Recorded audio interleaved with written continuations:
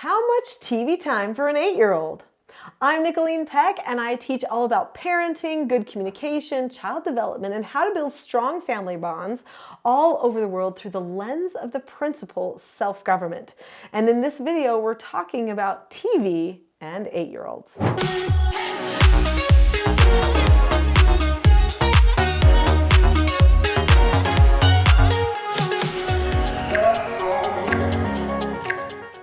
In this video, we're going to be talking about TV and the 8-year-old brain, how to know if your 8-year-old has had too much TV, and how to turn that TV off without as much resistance. When a person is craving TV, usually what they're wanting is a stimulation. They're actually not in the front brain. They're in that little bit more relaxed space in the brain where they are just wanting something to entertain them. It's more of a passive mental state when somebody is wanting TV. Sometimes when people are bored, they also want something to just entertain them. They want to go to this passive state where their problem is just solved and they don't have to do any work for it. That is what screens do for all of us. And it is a nice thing to be able to have that moment where we can just be entertained and let down, from the day. But it's also something that easily creates a dependency and even an addiction with children who are very tiny. I have seen little babies who are completely addicted to screens. Heartbreaking stuff. I remember years ago, I went into a florist shop. The florist had recently had a baby, and the baby was a few months old, sitting in one of those little bouncy chairs. And he was just sitting there watching the TV. I'm like, oh, I bet this is hard to be a florist and have a baby, at the same time. And she's like, no, it's super easy. I just put him in that bouncy chair and he just watches the TV the whole day long. He loves it. And I just give him a bottle whenever it's time for him to eat, and he'll sometimes fall asleep. But even if he doesn't fall asleep, he doesn't fuss, he's fine. I was horrified.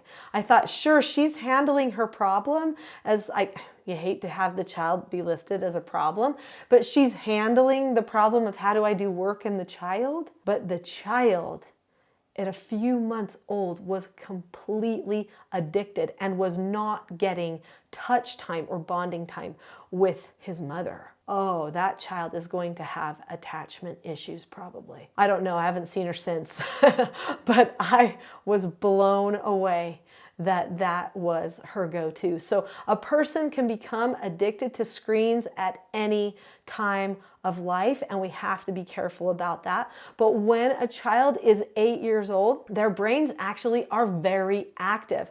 They're craving more stimulation, more experiences. So they get bored very easily. This is why they want to go to a stimulating activity. They want something to satisfy the senses, and the screen usually is a nice quick fix for that. But as parents, we've got to be careful that we do not introduce screens too much to children in that age range. In fact, it is better for a child to start with no screens for a long, long time, and then finally, maybe around age 8 or 9, start to be doing a little bit of screen time, but not overloading it at that time.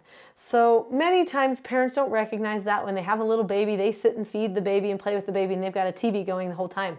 There's some stimulation, some noise or image that's flashing in the background. They don't even know what it's doing to the child's brain. The child is getting used to that type of stimulation. I don't know if you've noticed, but children's programming has changed for sure since I was a child. If you look back at a popular children's program when I was a child, which was Sesame Street, you will see that the seconds before a new clip comes in, when they're singing a little song about cooperating or playing outside or something, they would have these little vignettes where they would film children, or they would film the puppets and doing little skits. And those segments would sometimes be 15 seconds, 30 seconds. You will notice now, if you watch children's programming, that the scenes change quickly. You'll even notice on YouTube that camera crews who know what they're doing to maintain attention, they will have the camera clips change regularly. They go back and forth between one camera and another camera, in, back, all those types of things, so that the person's eyes have something new to focus on, because we are consistently developing less and less attention span. Why are we developing less attention span? Because of TV. Age 8 years old is the perfect time to increase attention span. So it's a great time to decrease TV. Okay, we're going to talk about how to know if your 8-year-old has had too much TV, and we're going to talk about what you can do to get that TV shut off without as much resistance. But first, leave me a comment or any questions that you have below related to what you are dealing with TV and your child. So what are some of the classic signs that your child has had too much TV? Signal number 1. They're asking for TV earlier in the day. If they're asking for it in the morning, they've definitely had too much of it. If they just had TV and then they ask for more TV, they've definitely had a lot of it. If they just go turn it on without asking you first, especially if you have the rule about it, which I highly recommend so that you can monitor what's going on. If they just go turn it on or start to get on things all the time, you know that they are seeking that stimulation regularly. If they do not want to play outside, play in the mud, dig in things, do adult work things with you, like chop stuff and dig stuff, and if they don't want to do those types of things with you at age 8 years old, and they're starting to get lazier and lazier and not even wanting friend time because they would rather watch the TV, then you know for sure they have had too much TV. So how do you shut the TV off without having as much resistance? Well, it's good for you to start by pre-teaching one of my favorite teaching self-government skills. So this book here, Porter Earns a Quarter, teaches the skill accepting no answers or criticism. So I have 4 children's books, and they each teach one of the 4 basic skills of self-government for children. But this book here is going to be the one that is going to prepare your child to accept that no answer on TV. So the first thing that you need to do is you need to decide what your TV plan is for the child.